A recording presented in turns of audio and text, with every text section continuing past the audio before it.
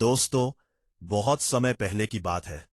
एक प्राचीन राज्य में जहां न्याय और धर्म का बोलबाला था, राजा वीरसेन राज्य करते थे।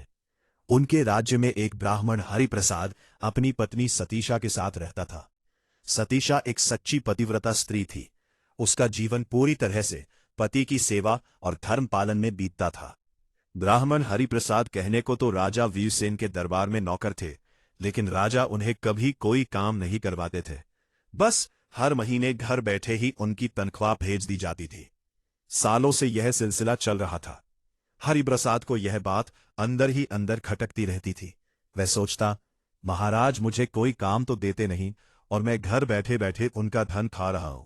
यह तो उचित नहीं है। एक दिन राजा का मंत्री धर्मपाल तनख्वाह लेकर हरिप्रसाद के घर पहुंचा।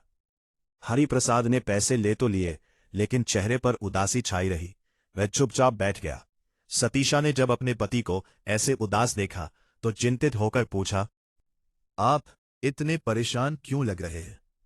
हरिप्रसाद ने गहरी सांस ली और बोला, भगवान महाराज ने फिर से इस महीने की तनख्वाह भेजी है। इस तरह राजा का धन खाते खाते काफी लंबा समय हो गया है, किंतु महाराज ने बदले में मुझसे कभी कोई काम नहीं लिया। इस प्रकार तो मैं राजा वीरसेन का अणी होता जा रहा हूं। सतीशा ने पति की बात ध्यान से सुनी और बोली, स्वामी, आप बिल्कुल ठीक कह रहे हैं। बैठे बिठाए मुफ्त में खाना हमारे लिए अच्छा नहीं है। आप महाराज से इस बारे में चर्चा क्यों नहीं करते? आपको इस विषय पर उनसे बात करनी ही चाहिए। यह सुनकर हरिप्रसाद को साहस मिला। उसने कहा, तुमने सत्य कहा भाग्यवान। मैं कल ही महाराज से मिलने जाऊंगा। अगले ही दिन हरिप्रसाद राजा वीरसेन के दरबार में पहुंचा। राजा ने उसे देखते ही पूछा, कहिए ब्राह्मण देव, आपकी क्या समस्या है? हरिप्रसाद ने हाथ जोड़कर कहा, महाराज, आपकी रकम खाते खाते मुझे काफी समय हो गया है, लेकिन आपने मुझसे अब तक कोई काम नहीं लिया। इस तरह बिना कुछ किए बैठे बिठाए मुफ्त में खाना ना तो इस समाज के लिए अच्छा है और ना ही मेरे स्वाभिमान के साथ न्याय है। इस प्रकार तो मैं आपका अणी होता जा रहा हूं। इसलिए मेरी इच्छा है कि आप मुझसे कोई काम अवश्य करवाइए, ताकि मैं आपके इस अण से मुक्त हो जाऊं। ब्राह्मण की बात सुनकर राजा वीरसेन मुस्कुराए और बोले, हे ब्राह्मण, यह मेरी प्रतिज्ञा है कि मैं किसी ब्राह्मण से कोई काम नहीं लेता। पर फिर भी अगर यह आपकी इच्छा और स्वाभिमान की बात है तो ठीक है। आप मेरे आदेश पर गंगा स्नान कराइए और साथ ही वहां से एक कलश गंगा जल मेरे लिए भी लेते आना। यही आपका कार्य है। राजा के वचन सुनकर हरिप्रसाद अत्यंत प्रसन्न हो गया। वो घर लौटा और सतीशा से बोला, तुम चिंता मत करो भाग्यवान, जाने से पहले मैं अपनी एक मूर्ति बनवाकर घर में स्थापित कर दूंगा। तुम उस मूर्ति के दर्शन करके अपने सभी नियमों का पालन कर लेना। अगले दिन हरिप्रसाद ने कुशल शिल्पी से अपनी एक सुंदर मूर्ति बनवाई और घर के पूजा कक्ष में स्थापित कर दी। फिर रास्ते का आवश्यक सामान लेकर वो राजा के पास गया और बोला, महाराज, मुझे आज्ञा दीजिए। राजा ने निश्चिंत होकर कहा, जाओ और निश्चिंत रहो। उन्होंने मार्ग व्यय के लिए कुछ धन देकर ब्राह्मण को विदा कर दिया। हरिप्रसाद के गंगा स्नान के लिए जाने के बाद सतीशा हर रोज पहले मूर्ति को भोग लगाती, फिर खुद भोजन करती। वो पति की अनुपस्थिति में भी नियमों का पूरी तरह पालन करती रही। एक दुखद दिन आया। ब्राह्मण के पड़ोस में अचानक आग लग गई। हवा के तेज झोंके से आग इतनी तेजी से फैली कि देखते ही देखते पूरा मोहल्ला आग की लपटों में घिर गया। ब्राह्मण का घर भी आग की चपेट में आ गया। सतीशा ने जब घर में आग फैलते देखा, घबराई मत। वह सीधे पूजा कक्ष में गई, पति की मूर्ति के सामने बैठ गई और भावुक होकर बोली, हे स्वामी, हमारे घर में आग लग गई है, कृपया बाहर चलिए।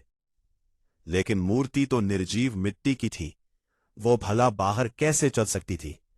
सतीशा बार बार दोहराती रही, स्वामी, घर में आग लग गई है, बाहर चलिए स्वामी। हमारे पूरे घर को देखा तो मैं उससे क्या उत्तर दूंगी? आग ने पूरे घर को अपनी जपेट में ले लिया। लपटें ऊंची ऊंची उठने लगीं। पड़ोसी चीखते चिल्लाते भाग रहे थे, लेकिन सतीशा टस से मस न हुई। वह मूर्ति से लिपटकर वही शब्द दोहराती रही। अंत में आग ने उसे भी अपनी भेंट चढ़ा दिया। सतीशा पति की मूर्ति के साथ ही जलकर भस्म हो गई। दूसरी ओर राजा वीरसेन को हरिप्रसाद की अनुपस्थिति में सतीशा की चिंता सताती रहती थी। वह सोचते, ब्राह्मण तो अपनी पत्नी को मेरे हवाले छोड़कर मेरे ही आदेश पर गंगा स्नान करने गया था। अगर कुछ हुआ तो मैं क्या जवाब दूंगा। इसी बीच हरिप्रसाद गंगा स्नान करके कलश लेकर लौट आया। घर पहुंचते ही आसपास के लोगों से उसने सुना कि उसके घर में भीषण आग लगी थी और उसकी पत्नी जलकर मर गई। यह सुनकर वह क्रोध और दुख से भर गया। वह चीखा, हे प्रभु, ऐसा कैसे हो सकता है? मैं तो राजा को अपनी ब्राह्मणी का ध्यान रखने के लिए छोड़कर गया था। उन्होंने उसका ध्यान क्यों नहीं रखा? उन्हें इसका उत्तर देना होगा। वह आनन फानन में राजा के दरबार में पहुंचा और क्रोधित होकर बोला, हे राजन, मेरी स्त्री कहाँ है? कहाँ है मेरी ब्राह्मणी? राजा वीरसेन ने भरे हुए हृदय से सारा हाल सुनाया और बोले, हे ब्राह्मण देव, मुझे क्षमा कर दीजिए। जो हुआ मुझे उसका अत्यंत दुख है, पर आप क्रोधित मत होइए। मैं किसी अन्य ब्राह्मण की योग्य कन्या से आपका पुनर्विवाह करवाता हूं, जिसने मेरी प्रतिमा के साथ चलकर अपने प्राण त्याग दिए। अन्यथा मैं यही आपके दरबार में अपना सिर पटक पटक कर अपनी जान दे दूंगा। और याद रखना महाराज, तुम्हें एक नहीं बल्कि 2 निर्दोष लोगों की हत्या का पाप लगेगा। ये सुनकर हरिप्रसाद कुछ शांत हुआ। उसने कहा, तू अपनी स्त्री की अस्थियां और अवशेष संचय करके उन्हें संभाल कर रख लीजिए। मुझे 1 महीने का समय दीजिए। मैं आपकी स्त्री को जीवित करने की कोई न कोई युक्ति निकालता हूं। ये सुनकर ब्राह्मण राजी हो गया। अगले दिन राजा वीरसेन ने अपना राजकाज मंत्रियों को सौंप दिया। सादे वस्त्र पहनकर वे अमृत की तलाश में निकल पड़े, जिससे सतीशा को पुनः जीवित किया जा सके। कई दिनों के कठिन सफर के बाद वे एक छोटे से गांव में पहुंचे। थकान से चूर होकर वे एक झोपड़ी के पास जाकर रुक गए। झोपड़ी के बाहर पड़ी चारपाई पर वे बैठ गए।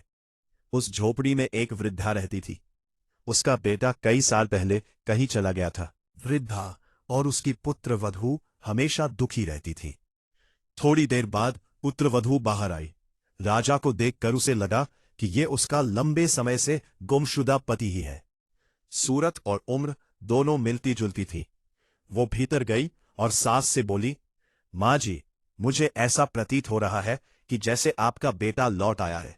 बाहर दरवाजे पर बैठा हुआ है। वृद्धा खुश हो गई और दौड़कर बाहर आई। राजा को देखकर उसे भी अपने बेटे जैसा लगा। वो बोली, बेटा, तू बाहर क्यों बैठा है? चल अंदर चल। राजा हैरान होकर बोले, माई, मैं तेरा बेड़ा नहीं हूं। तुझे कोई गलतफहमी हुई है। कैसा था तेरा बेटा? तू अपने बेटे का हाल मुझे बता। मैं तुझे तेरे पुत्र से मिलाने की कोशिश अवश्य करूंगा। वृद्धा रोते हुए बोली, बेटा, मेरे बेटे का नाम बलराम है। जब वो 17 वर्ष का था तब उसका विवाह हो गया था। विवाह के कुछ दिनों बाद वो कहीं चला गया। आज 20 वर्ष होने को आए हैं, मगर अभी तक उसकी कोई खैर खबर नहीं है। उसकी पत्नी बेचारी चिंता में सूख कर कांटा हो गई है। राजा ने पूछा, माई, क्या तुझे उसके या उसके किसी पते के बारे में जानकारी है? वह कहाँ जा सकता है या उसे कभी किसी ने कहीं देखा हो? वृद्धा बोली, हाँ बेटा, मैंने गांव के कुछ लोगों से सुना है कि दक्षिण दिशा में वीरभान नामक एक दयालु राजा राज्य करता है, जो हर रोज गरीबों में 1.25 मन सोना दान करता है। उसी राजा के महल में मेरा बेटा बलराम नौकरी करता है। राजा ने वृद्धा को धारहस बांधाते हुए कहा, माई, अब तू किसी बात की चिंता मत कर। ईश्वर चाहेगा तो तेरा बेटा शीघ्र ही तुझसे आकर मिलेगा। इतना कहकर राजा वीरसेन वहां से दक्षिण दिशा की ओर चल दिए। दोस्तों, अगर आपको ये पसंद आई हो तो एक लाइक और शेयर करके चैनल को सब्सक्राइब कर लेना।